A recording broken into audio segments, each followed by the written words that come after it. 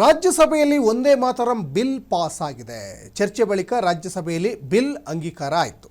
ಒಂದೇ ಮಾತರಂಗೆ ಹೊಸ ಕಾನೂನು ರಕ್ಷಣೆಗೂ ಈಗ ಮುಂದಾಗಿದ್ದಾರೆ. ರಾಷ್ಟ್ರೀಯ ಒಂದು ಗೌರವ ಈಗ ಕೊಡಲೇಬೇಕು ಪ್ರತಿಯೊಬ್ಬರು ಕೂಡ. ಈಗ ಆ ಬಿಲ್ಗೆ ರಾಜ್ಯಸಭೆ ಈಗ ಒಪ್ಪಿಗೆ ಕೂಡ ಕೊಟ್ಟಿದೆ.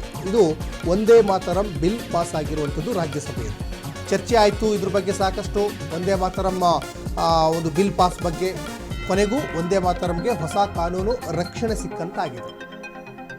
ಇನ್ನು ರಾಷ್ಟ್ರೀಯ ಗೌರವ ಬಿಲ್ಗೆ ರಾಜ್ಯಸಭೆ ಈಗ ಒಪ್ಪಿಗೆಯನ್ನು ಕೊಟ್ಟಿದೆ. ಇನ್ ಕೇಸ್ ಯಾರಾದರೂ ಒಂದೇ ಮಾತರಂಗೆ ಅವಮಾನ ಮಾಡಿದರೆ ಕಠಿಣ ಶಿಕ್ಷೆಗೆ ಒಳಗಾಗ್ತಾರೆ. ಯಾಕಂದರೆ ಒಂದೇ ಮಾತರಂ ಅಂದರೆ ಅದು ಎಲ್ರಿಗೂ ಸಂಬಂಧಪಟ್ಟಿದ್ದು. ಹಾಗಾಗಿ ಗೀತೆಗೆ ಏನಾದರೂ ಅಡ್ಡಿಪಡಿಸಿದರೆ 3 ರಿಂದ 5 ವರ್ಷ ಜೈಲು ಶಿಕ್ಷೆ ಆಗ್ತದೆ. ಜನಗಣ ಮನದಂತೆ ಒಂದೇ ಮಾತರಂಗೂ ಕೂಡ ಕಾನೂನು ರಕ್ಷಣೆ ಈಗ ಸಿಕ್ಕಿದೆ. ಬಿಲ್ ಪಾಸ್ ಆಗಿದೆ ರಾಜ್ಯಸಭೆಯಲ್ಲಿ.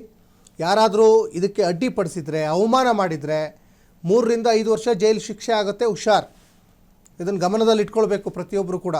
ಯಾಕಂದರೆ ಯಾರೋ ಒಬ್ರಿಗೆ ಸೀಮಿತವಾಗಿದ್ದಂಥ ಗೀತೆ ಅಲ್ಲ, ಈ ಭಾರತ ನಾಡಲ್ಲಿ ಹುಟ್ಟಿರುವ ಪ್ರತಿಯೊಬ್ಬರಿಗೂ ಕೂಡ ಅದು ಒಂದೇ ಮಾತರಂ ಗೀತೆ ಹಾಡಲಿಕ್ಕೆ ಯಾವ ರೀತಿ ಹಕ್ಕಿದೆ ಅದನ್ನು ಗೌರವಿಸುವಂತಹ ಕರ್ತವ್ಯವೂ ಕೂಡ ಪ್ರತಿಯೊಬ್ಬರದಾಗಿರ್ತದೆ.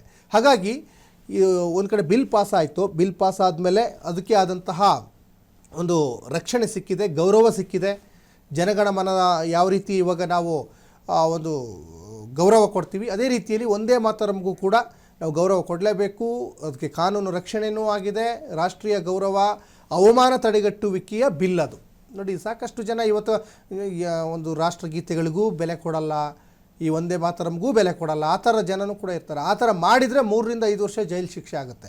ರಾಷ್ಟ್ರೀಯ ಗೌರವಕ್ಕೆ ಹೊಸ ಕಾನೂನು ಕವಚ ಈಗ ಸಿಕ್ತಂಗಾಗಿದೆ. ಒಂದೇ ಮಾತರಂಗೆ ಕಾನೂನು ಬಲ ನೀಡುವ ಹೆಜ್ಜೆಯನ್ನು ರಾಜ್ಯಸಭೆಯಲ್ಲಿ ಇವತ್ತು ಇಟ್ಟಂತಾಗಿದೆ.